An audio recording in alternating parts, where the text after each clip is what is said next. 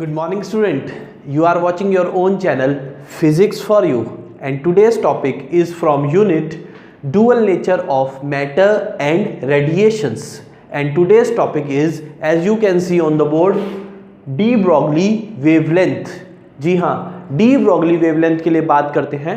उसके लिए सबसे पहले आपको पता होना चाहिए मैटर वेव्स के बारे में या De-broglie वेव्स। क्या होती हैं matter waves?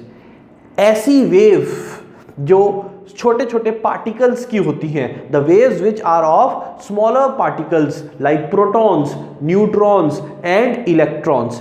These type of waves are called De-broglie waves या मैटर वेव्स। और इन्हीं वेव्स की जो वेवलेंथ होती है उसको हम बोलते हैं क्या? De-broglie wavelength.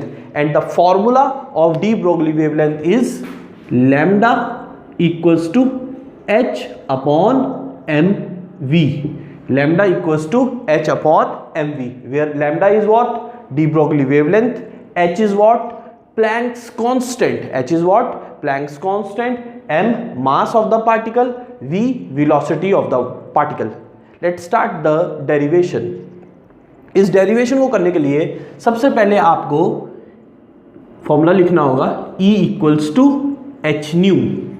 E equals to H nu. सबसे पहले आप फॉर्मूला लिखेंगे E equals to H new.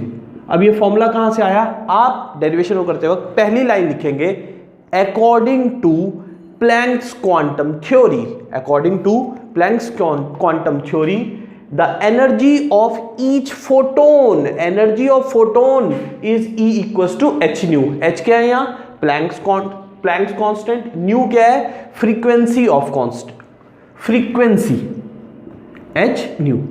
दूसरा फॉर्मूला जो आप यहां पर लिखेंगे वो होगा E equals to M C square.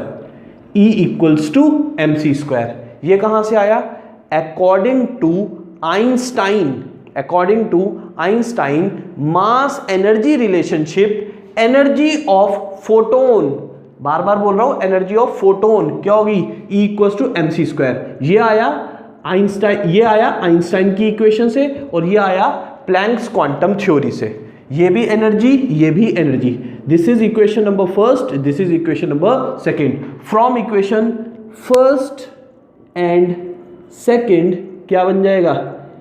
M C square equals to what? H nu. M C square equals to what? H nu. M C square equals to H nu. Nu क्या है? Frequency. Frequency को break कर दीजिए, formula C upon lambda. Nu टूट गया किसमें? C upon lambda. C से एक स्क्वायर कट गया तो क्या आया? MC equals to H upon lambda. और यहां से आ गया lambda equals to H upon MC। Lambda equals to H upon MC। अब यहां C क्या है? lambda equals to h upon mc. This is the wavelength, this is the wavelength of photon, this is the wavelength of photon. अब अगर इसकी जगह हम बात करते हैं किसी पार्टिकल की, इलेक्ट्रॉन, प्रोटॉन, न्यूट्रॉन, तो c की जगह हम यूज कर सकते हैं क्या? v. That means lambda equals to h upon mv. This is the derivation of De-broglie wavelength। एक बार और देख लीजिए, E equals to H nu, E equals to M C square, दोनों को हमने इक्वेट किया, M C square equals to H nu. Nu को break कर दिया किसमें? C upon lambda. C से स्क्वायर गया, यहां से आ गया M C equals to H upon lambda. तो लैम्डा कितना हो गया? H upon M C. Lambda equals to H upon M C क्या हो गया? De-broglie wavelength of wavelength of photon.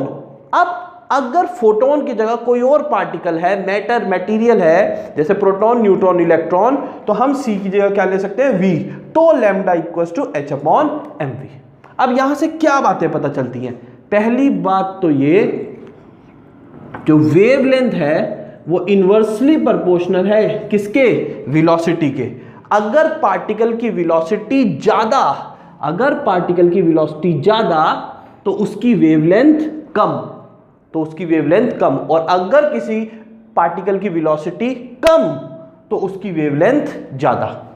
दूसरी बात, अगर वेलोसिटी जीरो हो, अगर कोई पार्टिकल रेस्ट पर हो, वेलोसिटी अगर जीरो है तो वेवलेंथ इनफाइनाइट हो जाएगी। अगर किसी की वेलोसिटी जीरो है तो वेवलेंथ कितनी हो जाएगी? Infinite. Third point, wavelength is inversely proportional to mass. तीसरी बात क्या है? Wavelength is inversely proportional to mass. Mass कम तो वेवलेंथ ज्यादा, मास ज्यादा, मैक्रोस्कोपिक पार्टिकल्स मास ज्यादा तो उसकी वेवलेंथ कम। इसलिए हम लोग फुटबॉल, बॉल्स, इनकी वेवलेंथ नहीं निकालते इस तरह। और चौथी बात, wavelength is not depend upon charge. आप देख सकते हैं wavelength do not depend upon either the body has charge और uncharge. Wavelength do not depend upon charge और uncharge of the body. Thank you.